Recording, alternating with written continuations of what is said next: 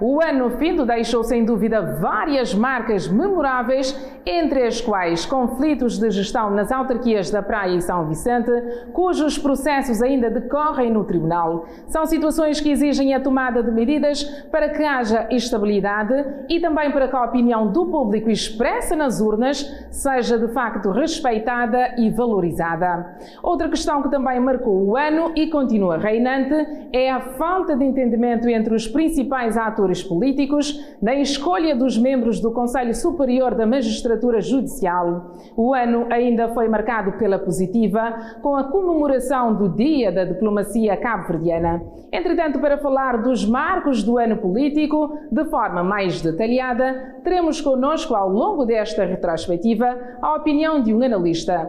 Vamos começar a nossa análise política pelos conflitos de gestão nas autarquias da Praia e do Mindelo. Os conflitos de poder nas câmaras municipais da Praia e São Vicente, ainda sem desfecho, têm provocado impactos a nível da gestão. Uma questão preocupante que continua a ser debatida na praça pública. Mas que análise merece esse desentendimento, cujos processos já estão nos tribunais? Conforme o analista político Daniel Medina, trata-se de problemas gerados por jogos partidários e é preciso que haja jogos de consensos e não de dissensos, pois os governantes são eleitos para servir o povo e não aos seus partidos ou a si mesmos. Neste caso, os maiores lesados são os próprios cidadãos.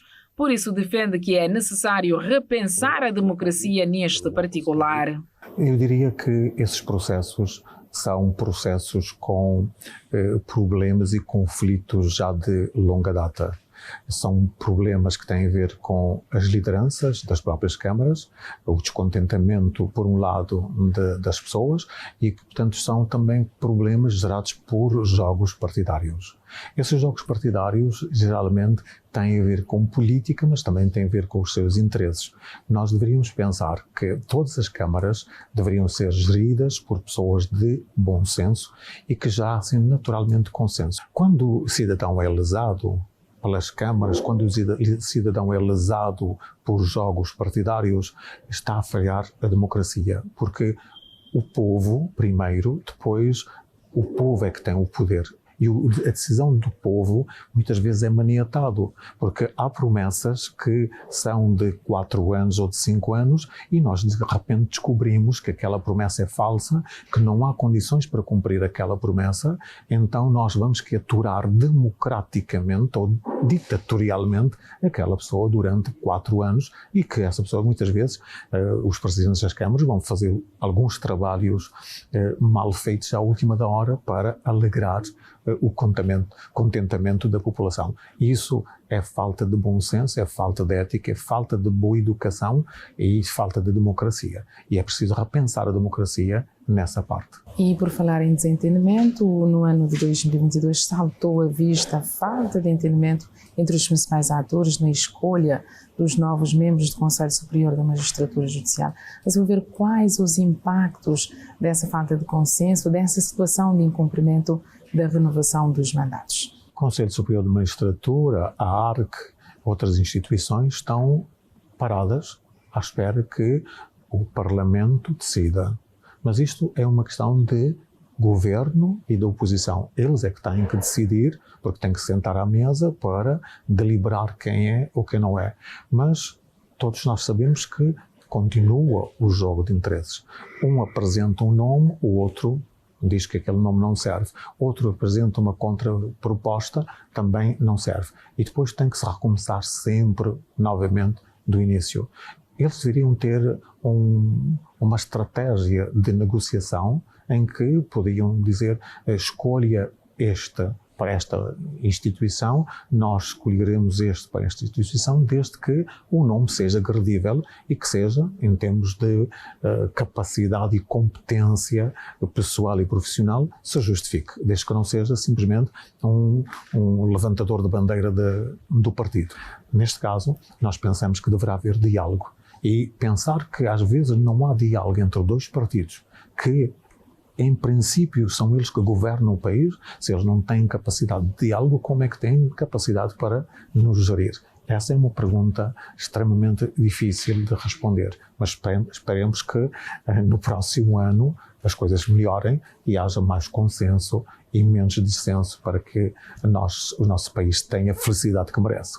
Essa falta de entendimento entre os principais atores políticos na escolha dos membros do Conselho Superior da Magistratura Judicial também transitou para 2023 e a expectativa, obviamente, é que atitudes de mudança sejam adotadas para garantir a reposição da legalidade constitucional.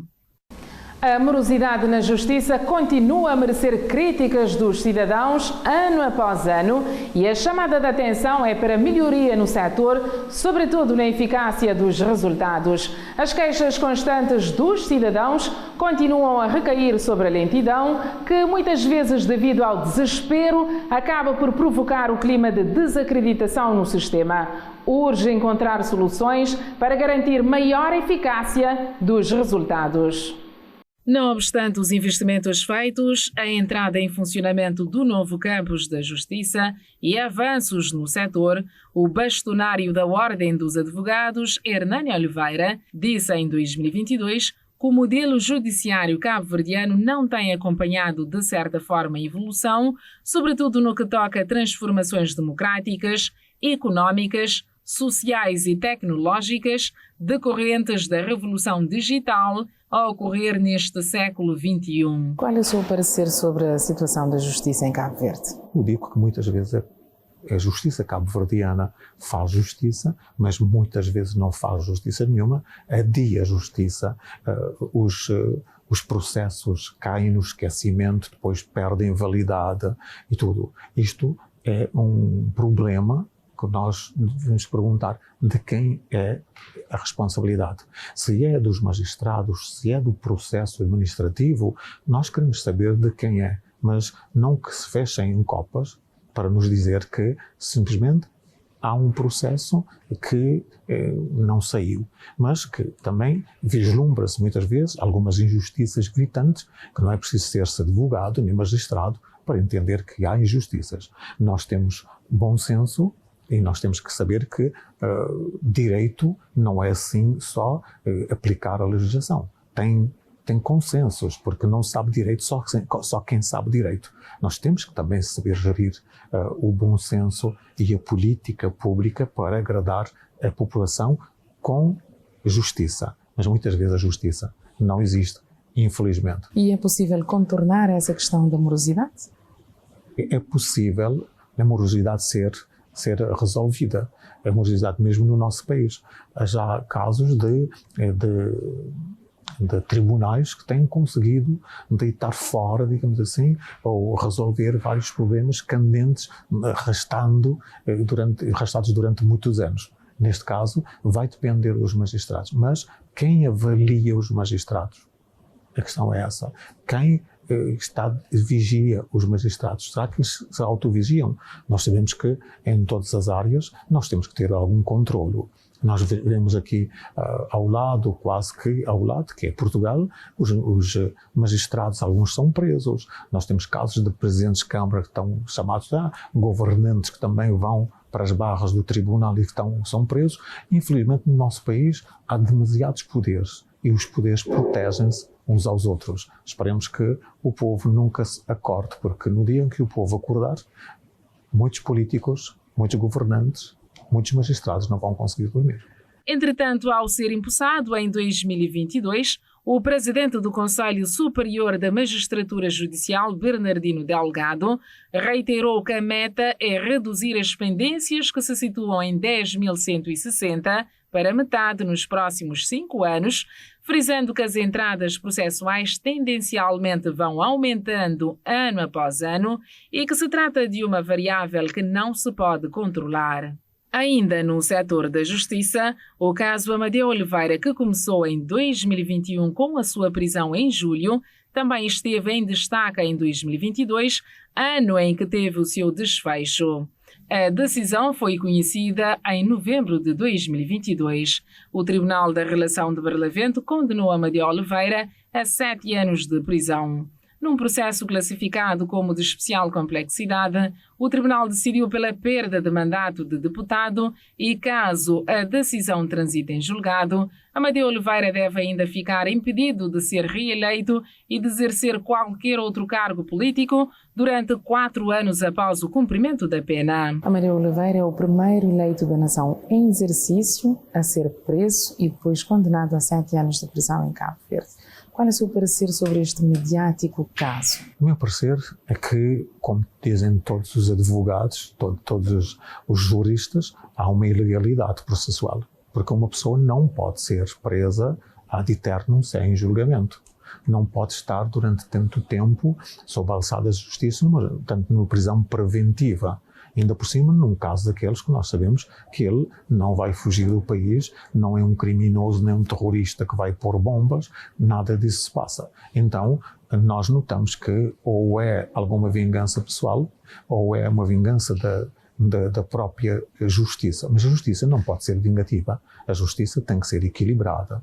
A justiça tem que nos demonstrar pedagogicamente como é que devem ser as coisas e não ao contrário. A partir daí já não há justiça, já há uma certa injustiça que deve ser acautelada porque o povo não é cego e nós estamos sempre expectantes nesse aspecto. O destaque de 2022 vai ainda para a comemoração do Dia da Diplomacia Cabo-Verdiana, que foi celebrada pela primeira vez a 16 de setembro. A data serve de reflexão e se reverte de grande importância, tendo em conta os desafios que essa crise impõe às ações externas, sobretudo a nível de parcerias. Na ocasião da celebração, o Ministro dos Negócios Estrangeiros, Cooperação e Integração Regional, Rui Figueiredo, disse que os desafios se prendem com a permanente necessidade de parcerias para garantir o desenvolvimento duradouro e com a adequada projeção de Cabo Verde no plano externo, tendo como um dos objetivos prioritários a criação de condições cada vez mais favoráveis para o acolhimento e integração dos cabo-verdianos nos países de acolhimento, além do reforço dos laços com Cabo Verde, e reforçou ainda que agir de forma pragmática parece ser a receita certa, mas o repto está na preparação desta receita e na sua aplicação ao processo decisório. Como está a diplomacia cabo-verdiana atualmente? Qual deve ser o principal foco da cooperação? Eu penso que a diplomacia cabo-verdiana tem dado passos muito frutuosos. É preciso uma diplomacia mais aguerrida, uma diplomacia mais económica, uma diplomacia quase que mais industrial, no sentido de trazer cada vez mais benefícios para o país, não só no sentido de pedir e estender a mão, mas no sentido de termos mais empresas, mais indústrias, porque nós precisamos de indústrias para produzir e equilibrar a nossa balança de pagamentos. E qual é o seu parecer sobre o memorando de entendimento assinado entre Cabo Verde e Portugal sobre a mobilidade laboral no passado mês de outubro?